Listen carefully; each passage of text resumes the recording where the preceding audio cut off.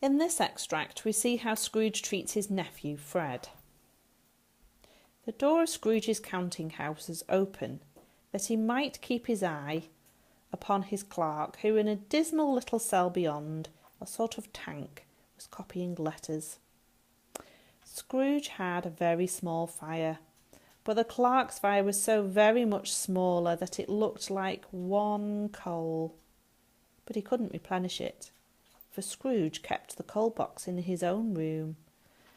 And so surely as the clerk came in with a shovel, the master predicted that it would be necessary for them to part. Wherefore the clerk put on his white comforter and tried to warm himself at the candle, in which effort, not being a man of a strong imagination, he failed.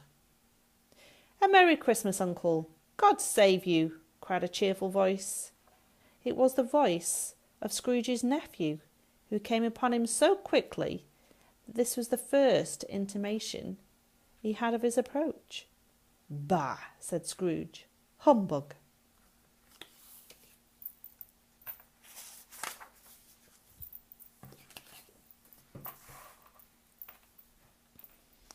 He had so heated himself with rapid walking and the fog and frost, his nephew of Scrooge's, that he was all in a glow.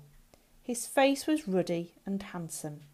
His eyes sparkled and his breath smoked again. "Christmas a humbug, Uncle," said Scrooge's nephew. "You don't mean that, I am sure." "I do," said Scrooge. "Merry Christmas! What right have you to be merry? What reason do you have to be merry? You're poor enough." "Come then," returned the nephew gaily, "what right have you to be dismal? What reason have you to be morose? You're rich enough." Scrooge, having no better answer ready on the spur of the moment, said "Bah!" again, and followed it up with "Humbug!"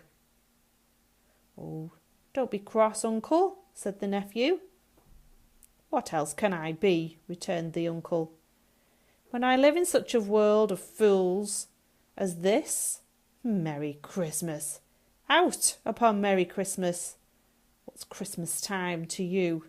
But a time for paying bills without money, a time for finding yourself a year older, but not an hour richer, a time for balancing your books and having every item in them through a round dozen of months presented dead against you. If I could work my will," said Scrooge indignantly, "every idiot who goes about with Merry Christmas on his lips should be boiled with his own pudding and buried with a stake of holly through his heart. He should." "Uncle," pleaded the nephew. "Nephew," returned the uncle sternly, "keep Christmas in your own way, and let me keep it in mine." "Keep it," repeated Scrooge's nephew, "but you don't keep it." "Let me leave it alone then," said Scrooge. Much good may it do you. Much good it has ever done you. There are many things from which I might have derived good, by which I have not profited, I dare say," returned the nephew.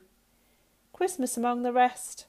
But I am sure I have always thought of Christmas time, when it has come round, apart from the veneration due to its sacred name and origin, if anything belonging to it can be apart from that, as a good time, a kind, forgiving, charitable, pleasant time, the only time I know of in the long calendar of the year when men and women seem by one consent to open their shut-up hearts freely, and to think of people below them as if they really were fellow passengers to the grave, and not another race of creatures bound on other journeys.